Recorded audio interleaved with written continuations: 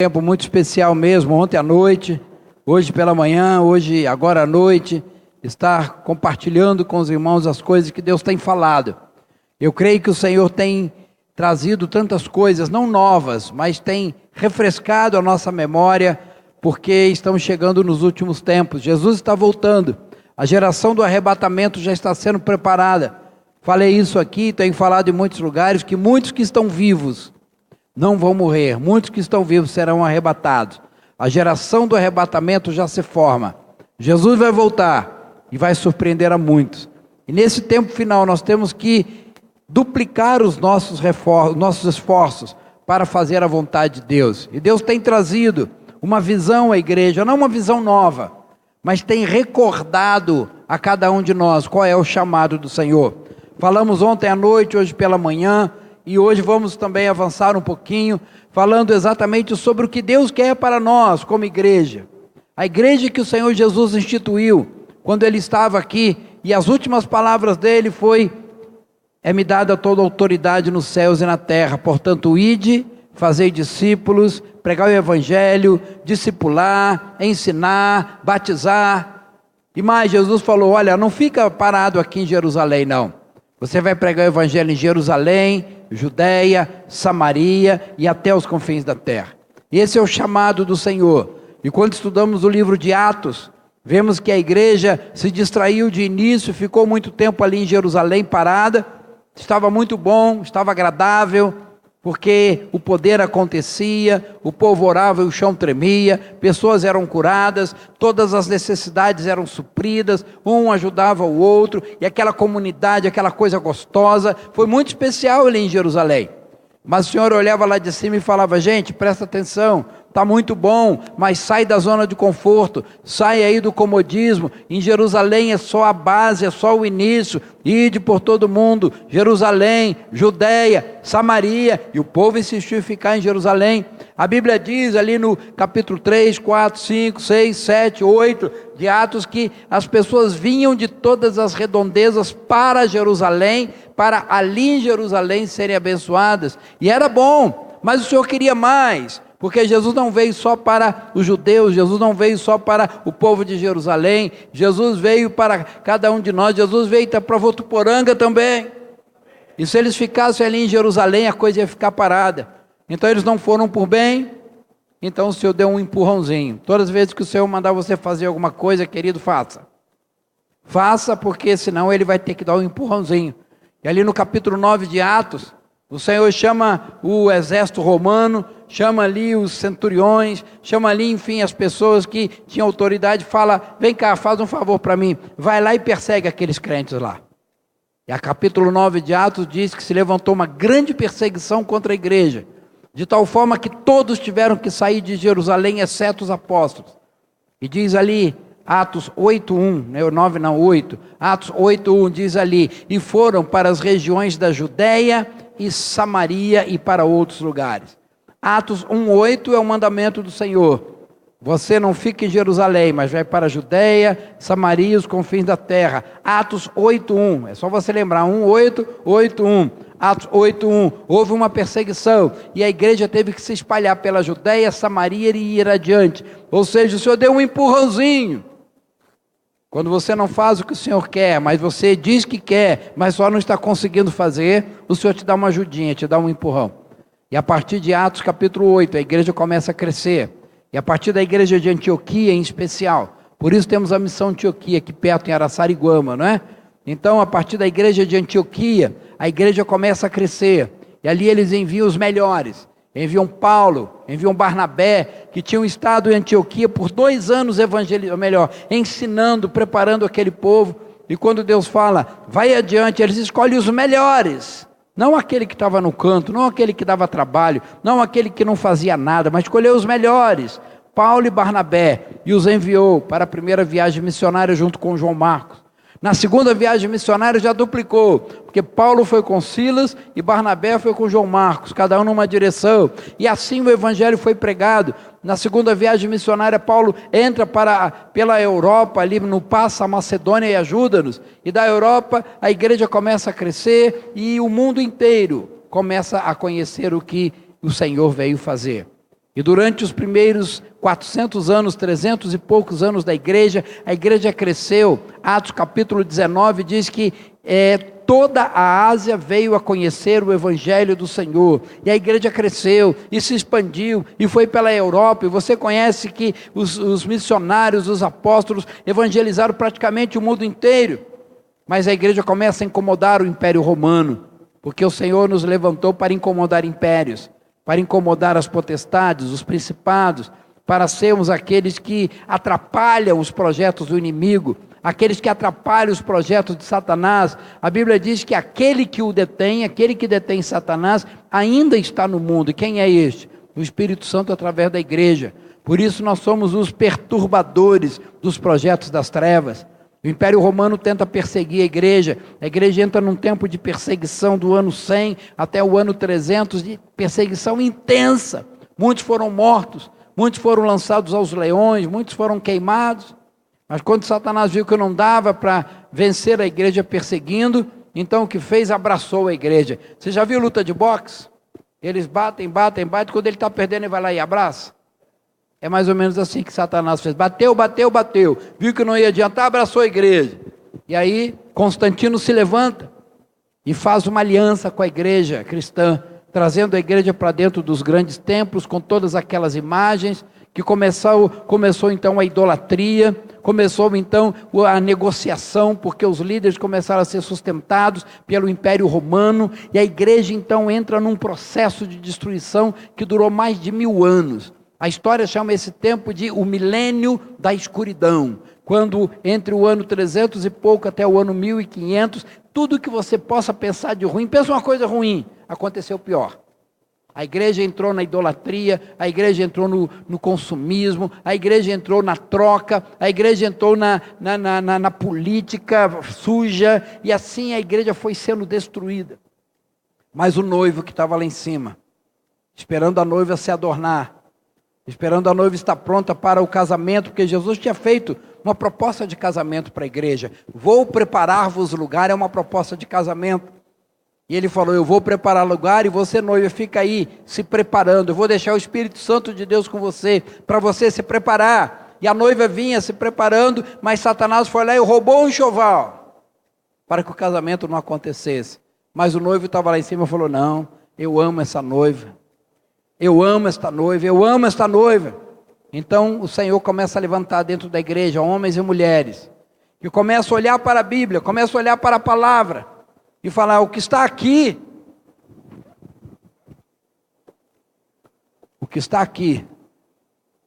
não é o que está aí. O que está na palavra não é o que é praticado. A Bíblia diz que o justo viverá pela fé, e a igreja romana trocava por indulgências, trocava por venda. A Bíblia diz, não terás outros deuses diante de mim. E havia uma idolatria, uma adoração tremenda ao Papa e a outros. A Bíblia fala, não farás para ti imagem de escultura. E a igreja cristã naquela época se levantava com imagem de escultura. Então Deus começa a mover homens, como Calvino, como Lutero, contra tantos outros, para confrontando a palavra com a realidade, começa a se levantar e falar, isso eu não quero. E aí vem o movimento da Reforma Protestante. E a partir do ano 1517, esta é a data, o ano que vem, dia 31 de outubro de 2017, vai fazer 500 anos da Reforma Protestante. Eu não sei quanto a você, mas eu estou pensando em fazer algo tremendo de festa e de adoração, porque são 500 anos onde nós vamos comemorar esse tempo. E aí começa a restauração da igreja. E hoje eu quero falar sobre a restauração da igreja. O que o Senhor está restaurando na igreja? Se você quiser saber o que o Senhor quer de você, o que o Senhor quer da sua igreja, é só você olhar lá no livro de Atos, Romanos, Coríntios, Gálatas, Efésios, Filipenses, enfim, olhar no Novo Testamento e muita coisa no Velho também, para entender o que o Senhor quer da sua igreja. Quantos não estavam aqui na sexta-feira à noite? Não, no sábado. Obrigado. É só, ele errou, tem que errar junto, né? Para a gente poder ver parceria. Quantos não estavam aqui no sábado à noite? Eu vou contar uma historinha que eu contei no sábado. Um dia eu entrei num ônibus, lá no Rio de Janeiro, e a única coisa que eu precisava saber é que o ônibus passava pela Praça Mauá. que eu ia saltar ali. Então eu não olhei o letreiro do ônibus, eu só vi a plaquinha dentro, vi a Praça Mauá. E entrei no ônibus e sentei. O ônibus estava parado ali no ponto. Quando chegou uma jovenzinha para mim, eu estava na janela, me perguntou assim: esse ônibus vai para onde? E eu falei para ela: eu não sei. Eu não sabia. Eu não tinha visto o letreiro, só tinha visto via Praça Mauá. E dezenas de linhas passavam por ali. Para onde vai esse ônibus? Eu falei: eu não sei. E ela me fez a pergunta que me deixou pensar até hoje. Ela fez a seguinte pergunta: e o que o senhor está fazendo aí dentro? Se eu te perguntar para onde vai a igreja, e você falar eu não sei, eu vou te perguntar o que você está fazendo aqui dentro. Se eu te perguntar quais são os projetos para a igreja, para o ano de 2017, e você falar eu não sei, eu vou perguntar o que você está fazendo aqui dentro. Se você não entender o que é uma igreja apostólica, e essa é uma igreja apostólica, se você não sabe quais são as diretrizes de Deus para uma igreja apostólica, eu vou te perguntar o que você está fazendo aqui dentro. Aquela pergunta daquela jovem balançou comigo. Eu fiquei meio sem saber, graças a Deus o ônibus foi embora, mas aquilo me deixou a pensar. Eu não posso estar num lugar que eu não saiba para onde está indo. E o Senhor está levantando a sua igreja. O Senhor quer restaurar coisas que foram roubadas da igreja. O Senhor, por exemplo, tem restaurado a dança. Você viu que coisa maravilhosa? Eu não sabia se eram as irmãs ou se era anjo que estava aqui. Você viu que coisa maravilhosa? Se você voltar 20 anos atrás, não precisa muito não, 10 anos atrás, não tinha isso na igreja não. Na igreja que eu nasci numa igreja. Não, mentira, eu nasci na maternidade e mamãe depois me levou para a igreja. Mamãe fazia uma coisa, o primeiro lugar onde ela levava cada um dos seus filhos, nós somos 3, o primeiro lugar que ela levava era na igreja. Ah, tem que levar no pediatra. Antes eu vou levar na igreja. Saía de casa para ir para a igreja. Aí depois podia ir no pediatra, podia... Hoje eu não sei porque as crianças ficam enclausuradas durante 3 meses, só indo no pediatra, não pode ir na igreja, aí vem na igreja quase andando já. Consigo entender muito bem isso não, mas deixa para lá. Mamãe sempre levava os filhos no primeiro lugar na igreja. Mamãe não entendia ainda de primícia não, a gente não falava nisso, mas ela já sabia que o primeiro lugar onde o meu filho vai é na igreja. E eu nasci nessa igreja. E na igreja que eu vivi durante muito tempo, eu fui 23 anos da igreja batista. Como eu aprendi naquela igreja? Como eu aprendi tudo que eu conheço de organização eclesiástica, tudo que eu conheço hoje de projetos, tanto palavra de Deus na escola dominical, eu aprendi, eu decorei textos bíblicos, eu sei os livros, eu sei os personagens. Às vezes eu troco, eu coloco Noé na cova dos leões, Moisés na arca, uma coisa assim, mas eu aprendi ali.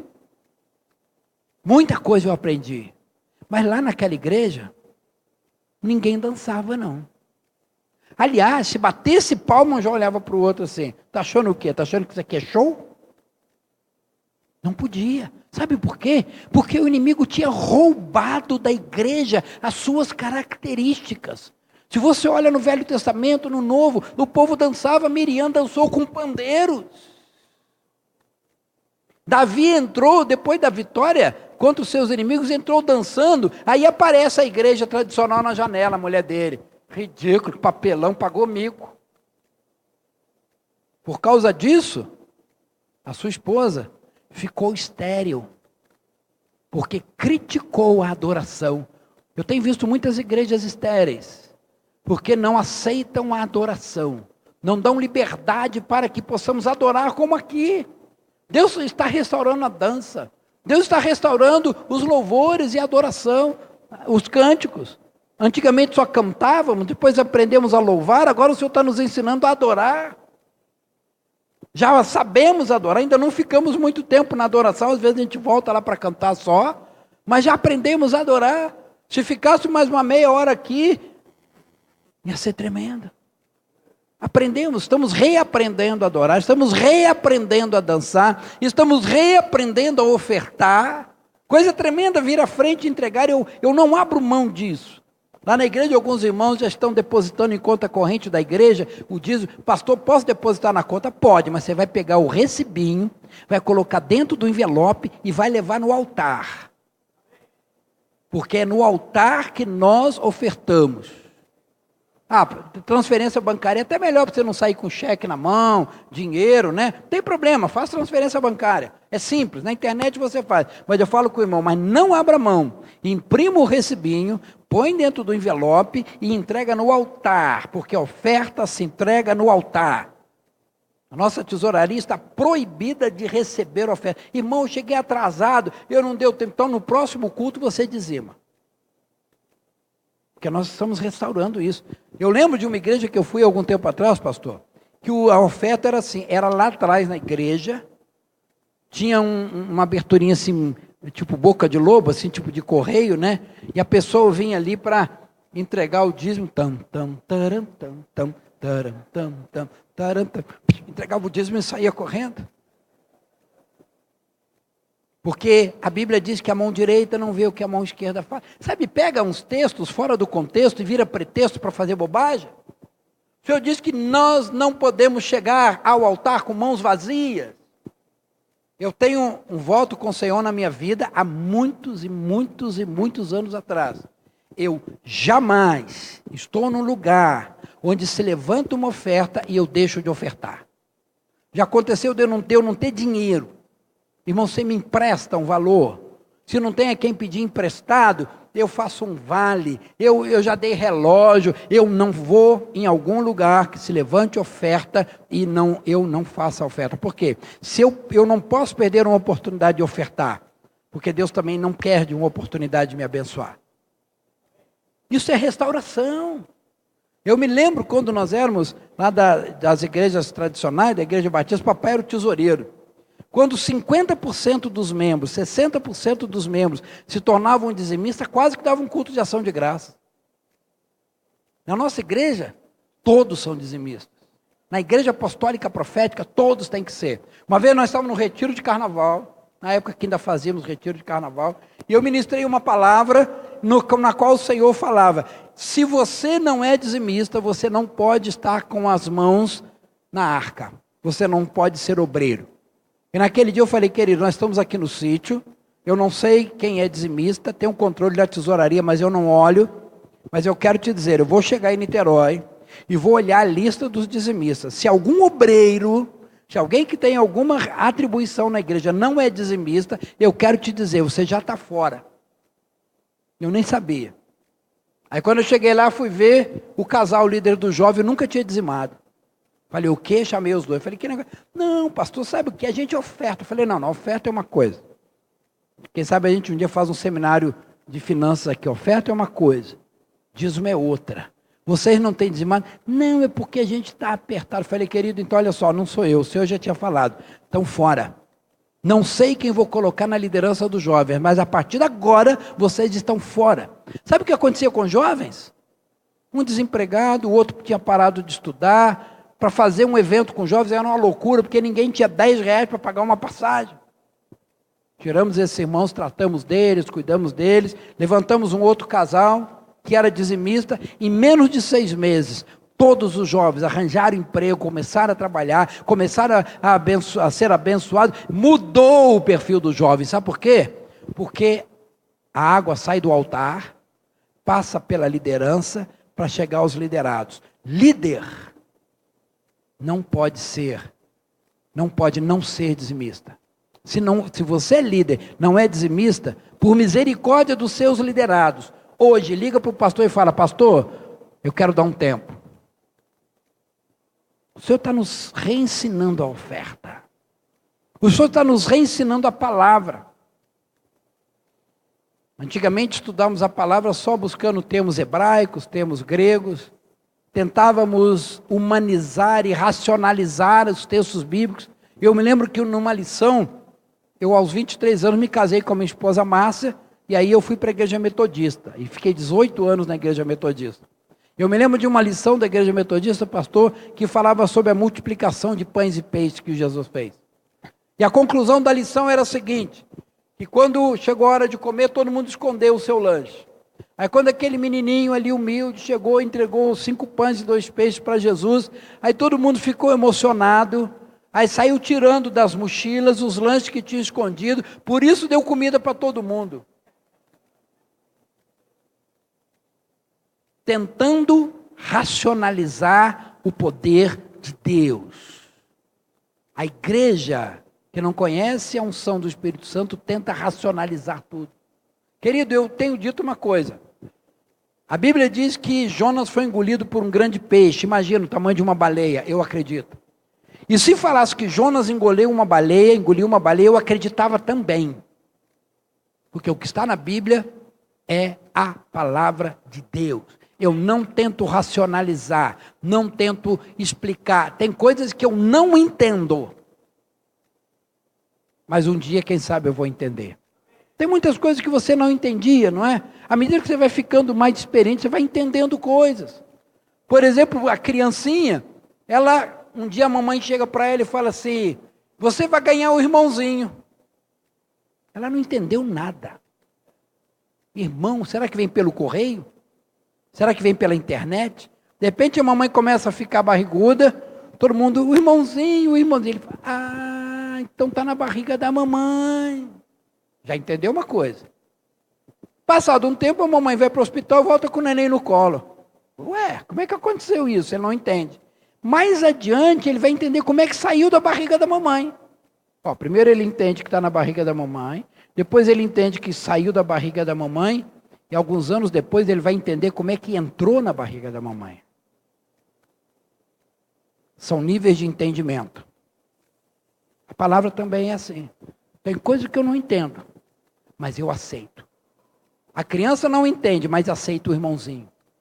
Eu não entendo, tem coisas que eu não entendo. Não me pede explicação, não.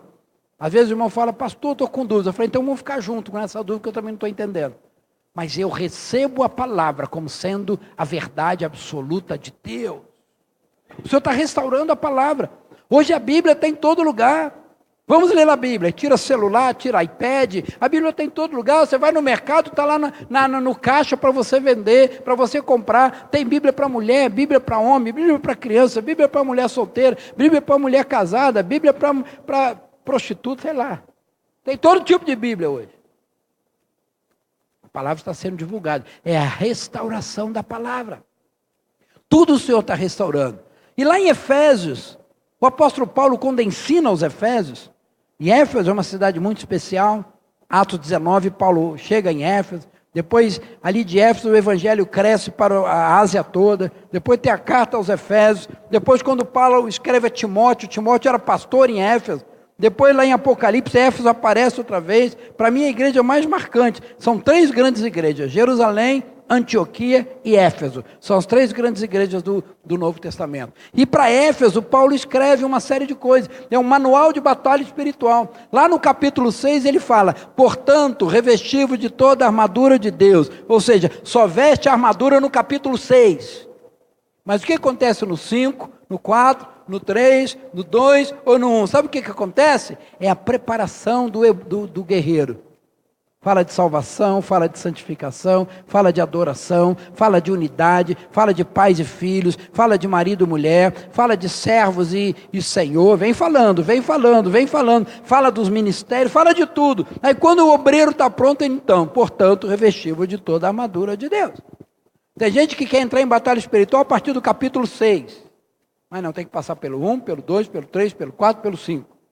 E nesse período, nesse tempo, Paulo fala dos 5 ministérios. E eu gostaria de ir nesse texto lá. Se você quiser me acompanhar, abra sua Bíblia em Efésios.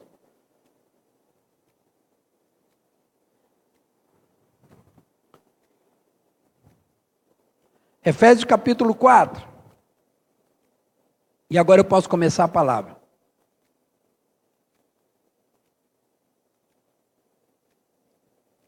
Efésios capítulo 4, versículo 9, diz assim,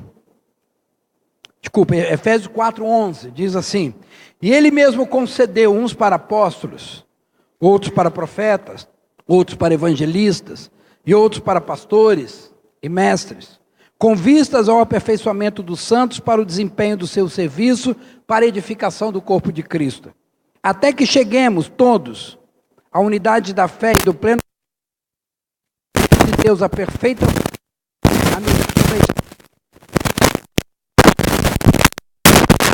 como meninos, agitados de um lado para o outro e levados ao redor por todo vento de doutrina, pela artimanha dos homens, pela astúcia com que induzem ao erro, mas seguindo a verdade em amor, cresçamos em tudo, naquele que é o cabeça, Cristo, de quem todo o corpo, bem ajustado e consolidado pelo auxílio de toda a junta, segundo a justa cooperação de cada parte, efetua o seu próprio aumento, para a edificação de si mesmo em amor. E aqui Paulo escreve sobre os ministérios. E nós precisamos entender isso.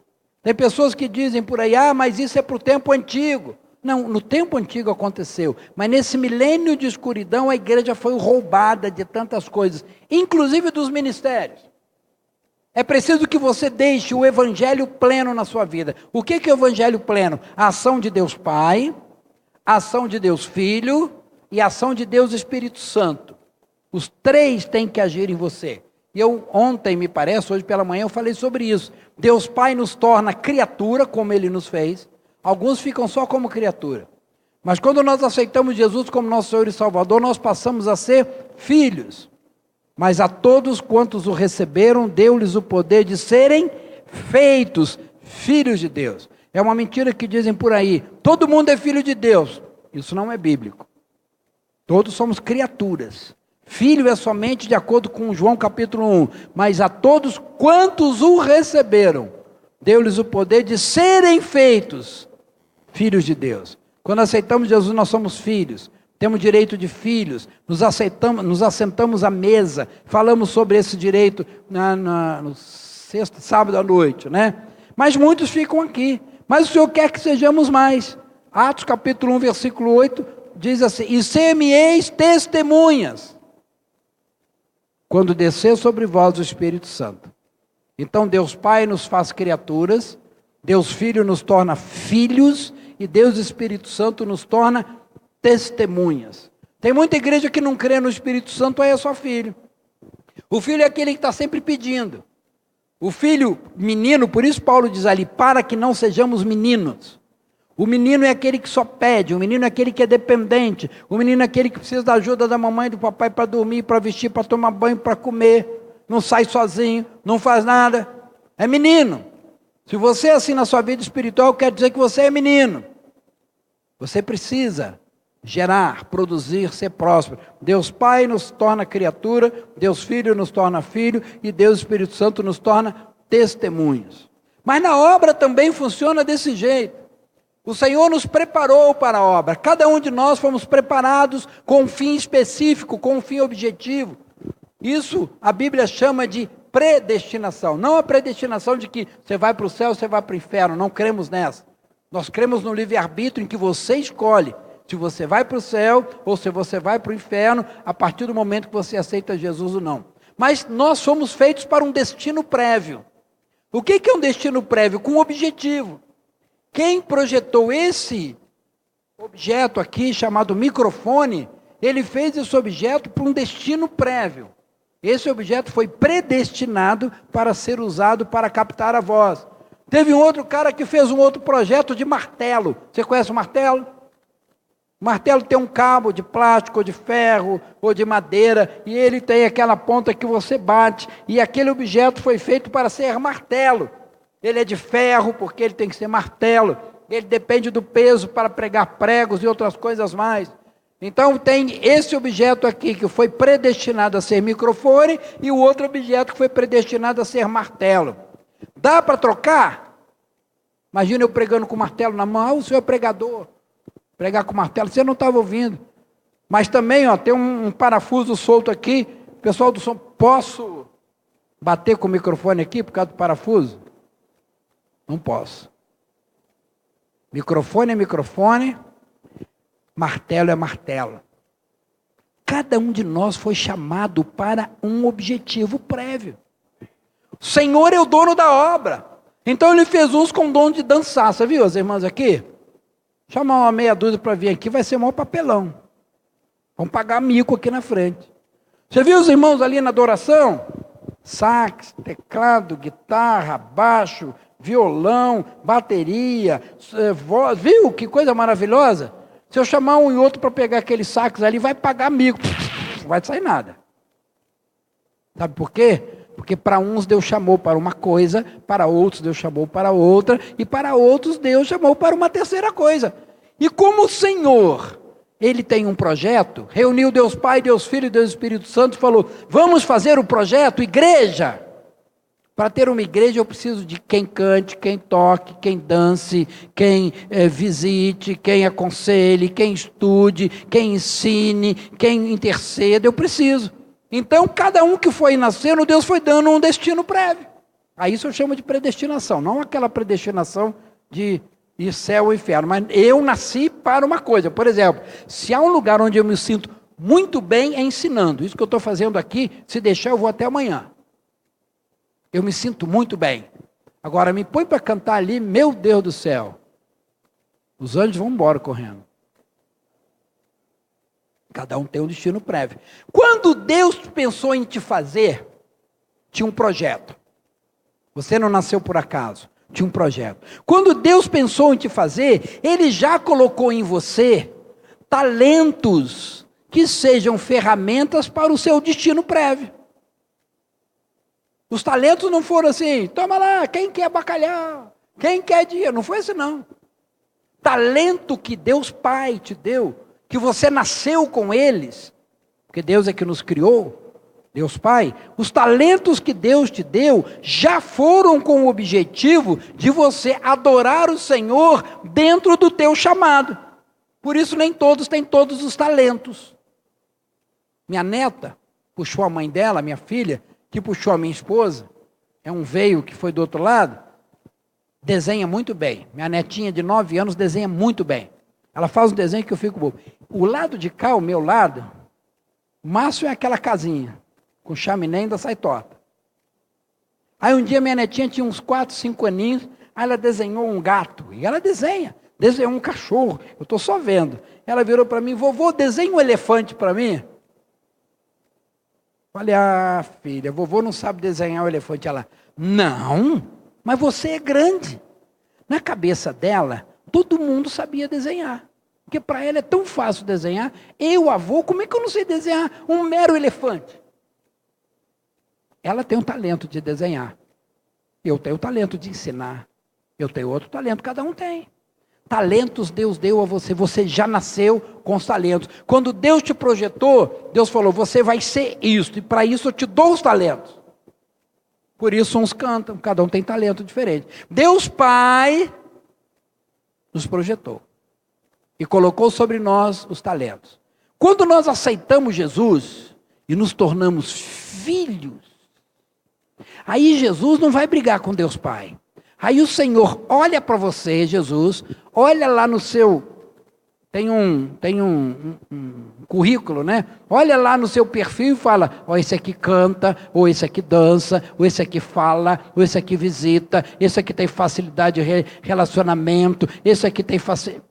Jesus olha para o teu perfil e fala, diante desse perfil, eu vou chamar este para um ministério, vou entregá-lo ao ministério. Eu vou ler o texto de Efésios outra vez, que às vezes a gente perde os detalhes. Diz assim, capítulo 4, versículo 11.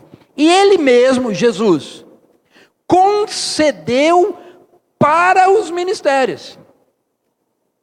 Está lá, E Ele mesmo deu ou concedeu uns para um ministério, outros para outro, outros para outro. Então, quando você aceita Jesus, nós não falamos que entregamos a nossa vida para Jesus? Não é assim? Você entregou sua vida para Jesus, o que Jesus fala? Olha o teu perfil, esse aqui está perfeito para mestre. Esse aqui está perfeito para pastor. Esse aqui está perfeito para apóstolo, para evangelista, para profeta.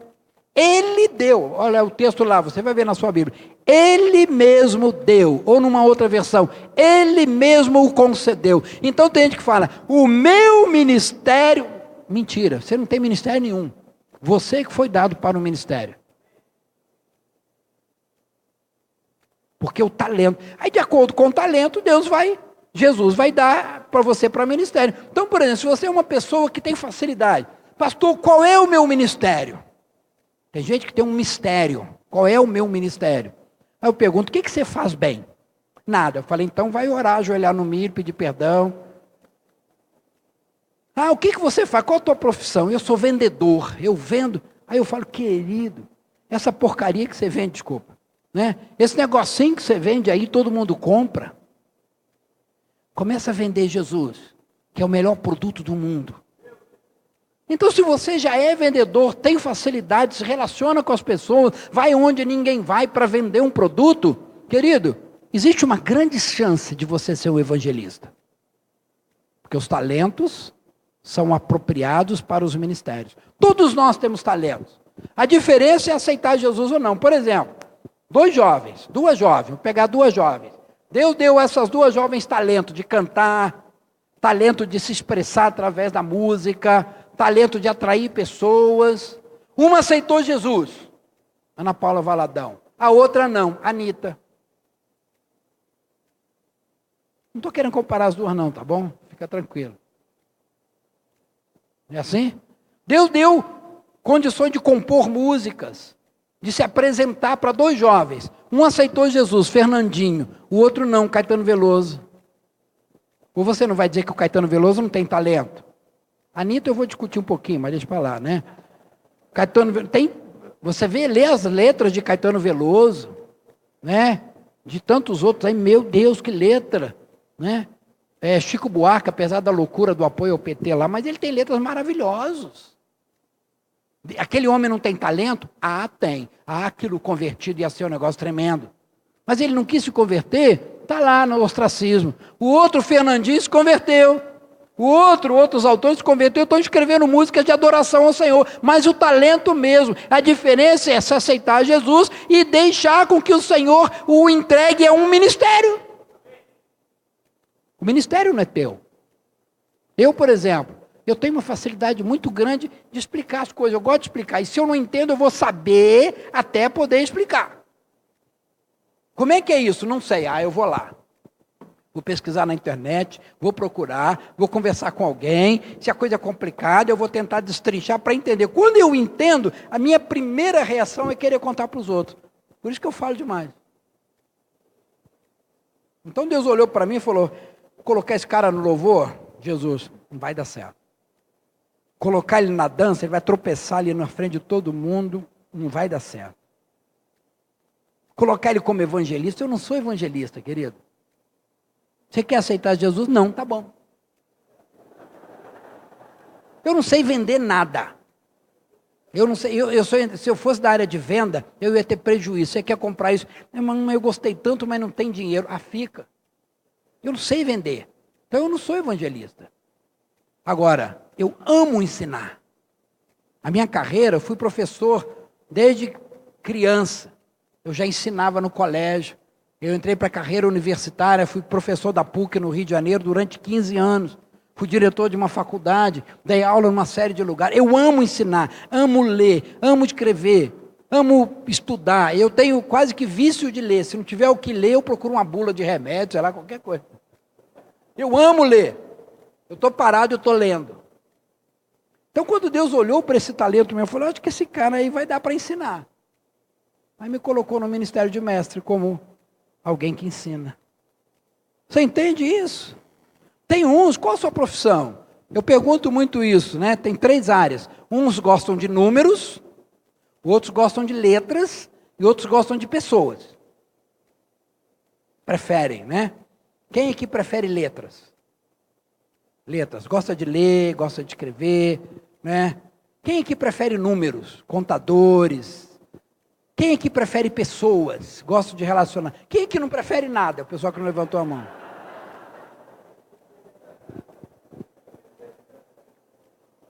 Porque eu perguntei 3. Bem, deixa eu falar.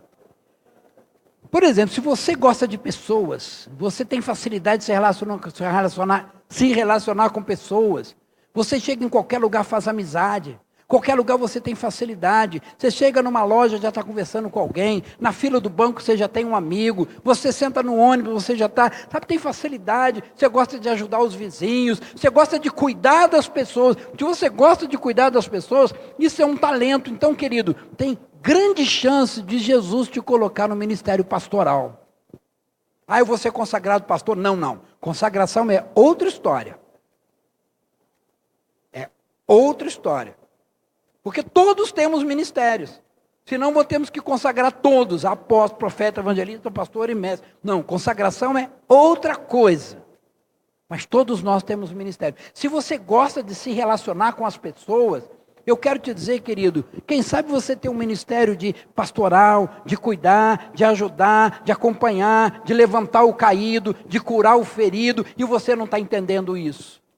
Os psicólogos, os sociólogos, os que têm relacionamento, quem sabe Deus já te deu esse talento e já te chamou para esse ministério e você está aí fazendo cara de bobo.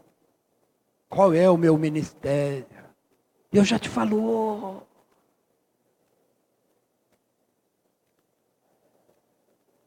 Você é aquela pessoa que gosta de estar na presença de Deus. Fala de reunião de oração, você está lá.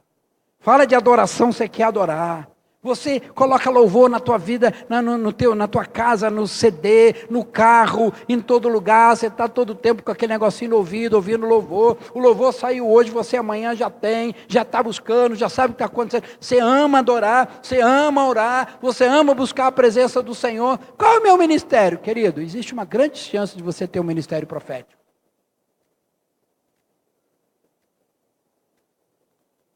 Você é um empreendedor. Você gosta de fazer coisas. Você está sempre pensando adiante, está sempre pensando em ajudar os outros, está sempre pensando que você pode colaborar com alguém que está trabalhando, alguém está fazendo, você vai servir, você é um servo, você todo o tempo quer, vou bater uma laje, você vai ajudar na laje, eu vou não sei o quê, estou precisando comprar um carro, vou te ajudar, como é que a gente faz? Você é um servo, está querendo sempre servir, está querendo sempre abençoar, está querendo sempre doar, está querendo sempre organizar as coisas, querida. Existe uma grande chance de você ter um ministério apostólico. Deus deu talentos, Deus Pai, Deus Filho vem e te coloca nos ministérios, te dá os ministérios.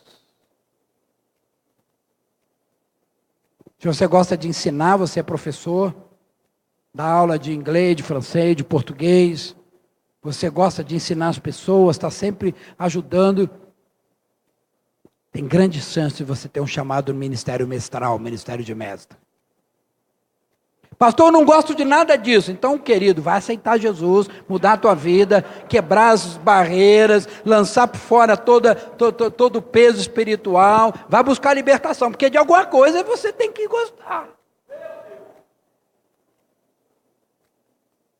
Você entende o que são os ministérios? Nada mais do que isso. Os ministérios são a oportunidade que o Senhor nos deu para servir na igreja. Deus Pai nos dá talentos, Deus Filho nos chama para ministério, mas tem gente que acha que é só com os talentos que vai exercer o ministério. Ele é um excelente professor lá no colégio, pega ele, bota ele para ser professor da escola dominical. Aí ele vai citar lá o hebraico, o grego, os filósofos, porque na versão tal. Não é só talento. Deus Pai nos dá talento, Deus Filho chama para ministério e Deus Espírito Santo nos concede dons, para que estes dons sejam as ferramentas que impulsionam os ministérios. Vou repetir, Deus Pai te dá talentos, você já nasceu com eles. Quando você aceita Jesus, Deus Filho pega você e coloca nos ministérios, e aí você fala, meu Deus, o que é que eu vou fazer? Lembra dos discípulos? Ide por todo mundo e pregar o evangelho, Pentecoste, ele abre a janela, o mundo todo ali, como é que eu vou fazer?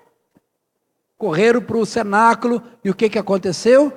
Deus Espírito Santo veio e concedeu dons. Eu vivi muitos anos na igreja, que não entendia dos dons. Então o cara era um administrador lá fora, punha ele para administrar aqui dentro. O cara era um professor lá fora, punha ele como professor aqui dentro. E não dava certo, porque na igreja não são os talentos que nos movem. Na igreja os talentos são a base na qual o Espírito Santo vem e derrama a sua unção. Quando Moisés estava construindo lá o tabernáculo, a palavra de Deus diz assim, e o Senhor deu capacitação aos capazes. Como assim? Se já é capaz, por que Deus vai dar capacitação? Deus deu habilidade aos homens hábeis. Como assim? Está errado. Tem que dar habilidade a quem não é hábil. que é habilidade aos homens hábeis? Deus deu unção do Espírito sobre os talentos de cada um. A diferença de uma igreja que o Senhor está levantando está no Espírito Santo, está na unção, está no derramado dos dons, porque talentos todos nós temos, chamado para ministérios todos nós temos, mas porque muitas vezes nós não exercemos os ministérios, porque não, em primeiro lugar, não entendemos que somos chamados para o ministério, em segundo lugar, não entendemos que o Espírito Santo tem que vir sobre nós. E aí às vezes ficamos só nos ministérios operacionais. Eu durante 23, mais 18, durante esse tempo todo, antes, na igreja metodista, o Espírito Santo já veio sobre nós, e as coisas foram mudando, mas quando eu não conhecia o ministério do Espírito Santo, a igreja que eu frequentei é o que eu chamo de igreja tripé. A igreja que tem o ministério de mestre, que eram os professores da escola dominical, tem o ministério pastoral, que era o titular lá, o líder, que visitava a criança que nasceu, mas também fazia o sepultamento do velhinho que morreu, e era o pastor. E tinha o ministério evangelístico, que toda igreja tem uma comissão de evangelismo. Era a igreja tripé: mestre, pastor e evangelista. E a igreja tripé, querido, ela viveu durante muito tempo, porque quando o Senhor começa a restaurar os ministérios, ele vai restaurando um a um. Vamos ver a história? Lutero era um professor de seminário. E ele começou a estudar a Bíblia, e começou a ver que a Bíblia não condizia com o que estava, ou melhor, que a igreja não condizia com o que estava na Bíblia. Então ele começou a ensinar as pessoas. Primeira coisa que ele fez foi traduzir a Bíblia para o alemão. Ele foi preso, escondido num castelo, ele traduziu a Bíblia para o alemão. Presta atenção, todas as vezes que Deus te chamar para algo espiritual, Deus vai te dar condições materiais para aquilo. Lutero traduz a Bíblia para alemão. Lutero, um alemão. Anos antes, Deus tinha levantado um outro alemão chamado Gutenberg para inventar a imprensa. Para quê? Para que a imprensa pudesse ser instrumento de divulgação da Bíblia. E você estudou isso lá na escola. O primeiro livro que foi publicado pela imprensa foi a Bíblia. Porque o que adiantava Lutero traduzir para o alemão e não tiver como distribuir? Então antes Deus já foi lá, Gutenberg é anterior a Lutero. Vai lá e fala, Gutenberg, um outro alemão, Monson estava lá. Ele inventou a imprensa e aí Lutero começou a distribuir a Bíblia em alemão. O primeiro ministério que foi restaurado foi o ministério de mestre. O mestre é representado pelo dedinho pequeno. É o dedinho que vai lá nos buraquinhos assim e colhe as coisas mais escondidas. É o dedinho que vai aonde outros não vão. É o ministério de mestre. O primeiro ministério restaurado foi mestre. E as pessoas começaram a chegar perto de Lutero. Lutero, eu quero conhecereis a verdade vos libertará. E essas pessoas que chegaram naquele filme que eu falei, Lutero, se você não viu, veja, tem na internet. Começaram a chegar por causa da palavra, mas quem chegava ali? As pessoas absolutamente destruídas pelo império, pela igreja romana.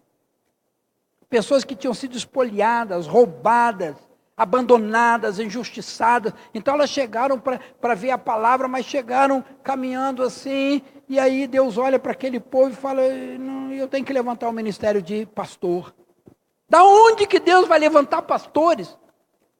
Não, sabe de onde Deus levantou? Dentre o povo. Um começa a ajudar o outro começa a ajudar aquele, e aí Deus começa a levantar dentro da própria igreja que estava começando ali, o ministério pastoral, que é representado pelo dedo anular, onde tem aliança. Eu tenho duas alianças aqui, uma está escrito Márcia, e outra está escrito Jesus, são meus dois casamentos. No anel, que representa o ministério pastoral, da aliança, da família, do casamento, Deus começa a levantar o segundo ministério, o ministério pastoral. Da onde? Dos próprios que estavam chegando ali. Lutero ensinava e o pastor cuidava. Lutero ensinava e o pastor cuidava. E as pessoas chegaram arrebentadas e começaram a ser tratadas. Começaram a ser ministradas. Começaram a ser visitadas. Começaram a ter atenção.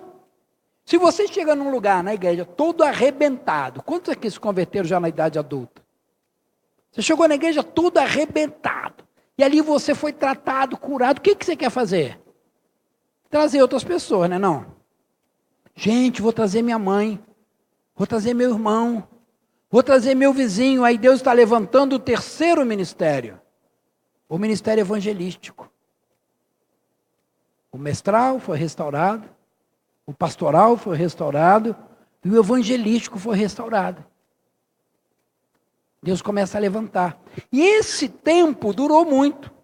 Porque quando a igreja começa a crescer ali na Europa, Inglaterra, Alemanha, Holanda, Suíça, não os países latinos como Itália, Portugal, Espanha, eles continuaram no catolicismo, mas os países mais anglo-saxões, né? Alemanha, Inglaterra, Holanda, Suíça, começaram a igreja a crescer, a coisa ficou tão boa que eles ficaram ali durante anos, 300 anos mais ou menos, do ano 1600 até o ano 1900, 1800 mais ou menos, 200 a 300 anos ficou a igreja mestral, pastoral e evangelística.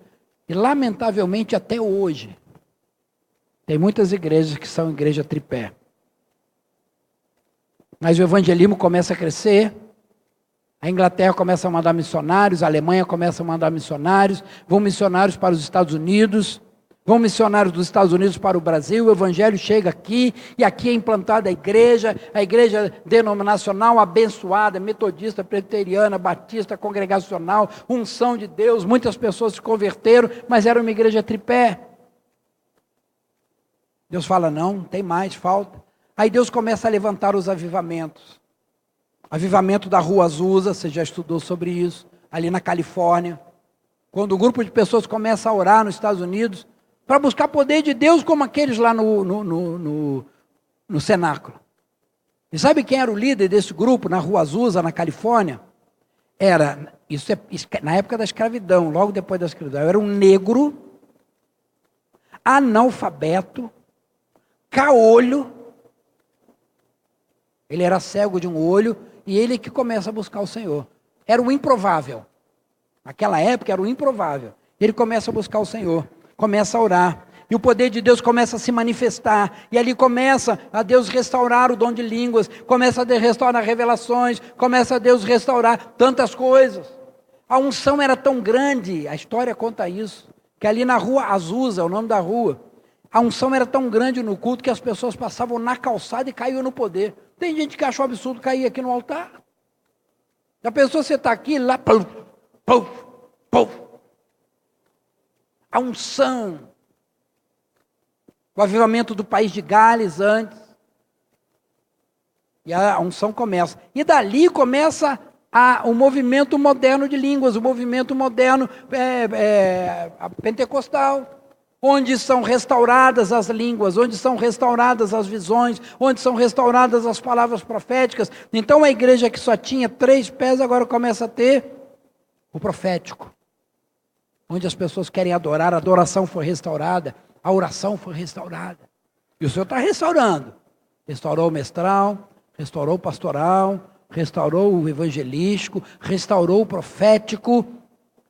E os ministérios estavam caminhando. Quando o avivamento chegou aqui no Brasil, em mais ou menos 1960, eu era garoto nessa época, muitas pessoas foram batizadas no Espírito Santo, mas sabe o que aconteceu? Houve divisão. A Igreja Batista se dividiu, Igreja Batista Nacional e Igreja Convenção Batista Brasileira. A Metodista se dividiu, Igreja Metodista do Brasil e Igreja Metodista Wesleyana. A Presbiteriana se dividiu por outras razões, IPI, IPB e IPU. Igreja Presbiteriana do Brasil, Igreja Presbiteriana Independente, Igreja Presbiteriana Unida. Houve divisão, por quê? Porque não existia um projeto fechado de Deus. Tinha o mestre, o pastor, o evangelista e o profeta. Mas faltava o último ministério, que é representado por este dedo. Por quê? Porque este dedo, ele auxilia o mestre, ele auxilia o pastor, ele auxilia o evangelista, ele auxilia o profeta. Precisava Deus levantar e restaurar o ministério apostólico. E todas as vezes que Deus restaura alguma coisa, vem no meio a confusão, não é?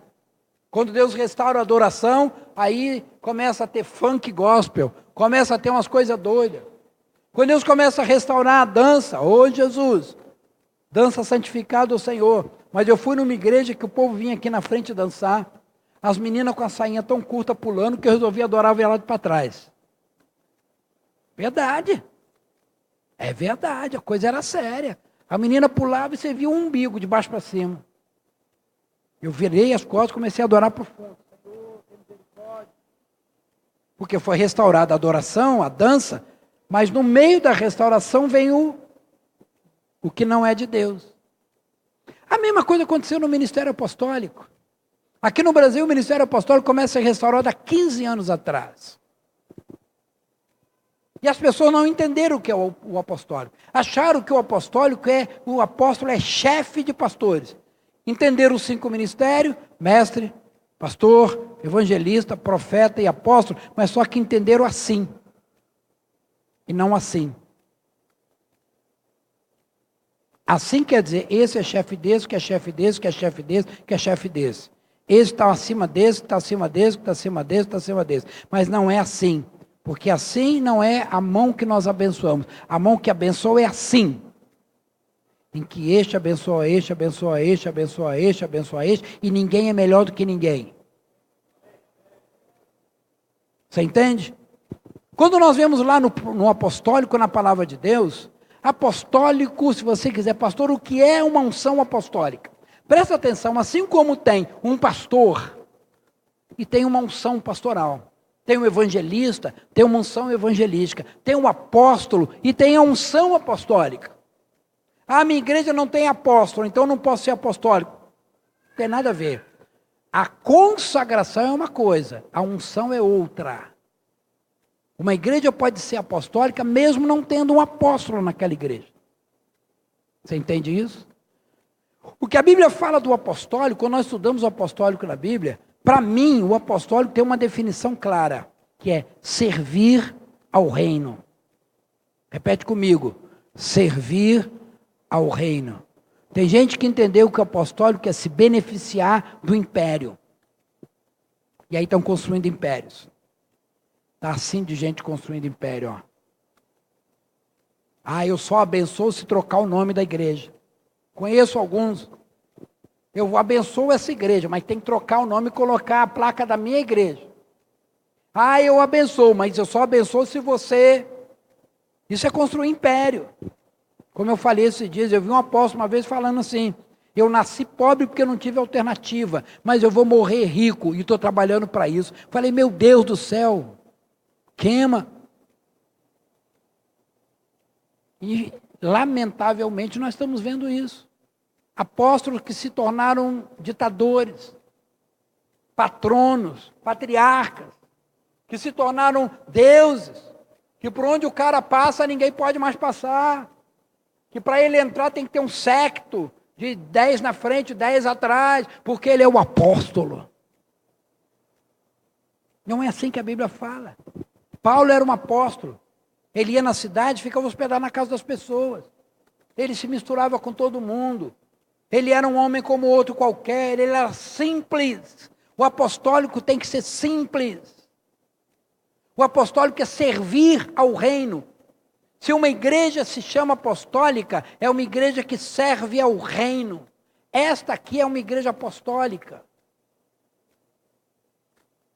Nós lá do Projeto Flechas, recebemos uma contribuição financeira mensal desta igreja. E esta igreja nunca vai receber de volta um evangelizado lá de Lagedo. Isso é servir ao reino. Estou investindo no reino, mas não vou receber nada em troca natural, só espiritual. Apostólico é servir, apostólico é se dedicar, apostólico é fazer a obra do Senhor, apostólico é investir na obra do Senhor, é doar do seu tempo. O apostólico é entregar, dar, ir, servir e não buscar, receber, tomar, trazer. Quando nós começamos a entender o apostólico na nossa igreja, Deus nos deu 3 palavras. Eu quero compartilhar isso com vocês. Um dia eu orando e falei com o Senhor, Senhor, não permita que eu ou que ninguém caia. Porque era uma história de tanto pastor caindo daqui, dali. Falei, Senhor, eu preciso de um antídoto. E Deus começou a me mostrar lá na palavra dizendo que, e eu comecei a perceber que todos os líderes e servos de Deus que caíram por causa de 3 motivos. Desejo da carne, desejo dos olhos e soberba da vida. Desejo da carne, sexo. Desejo dos olhos, dinheiro. E soberba da vida, poder. Pense em alguém que você sabe que caiu. Sexo, dinheiro ou poder. Desejo da carne, desejo dos olhos, soberba da vida. Não tem chance. Às vezes é um caso, às vezes é dois, às vezes o cara faz as três.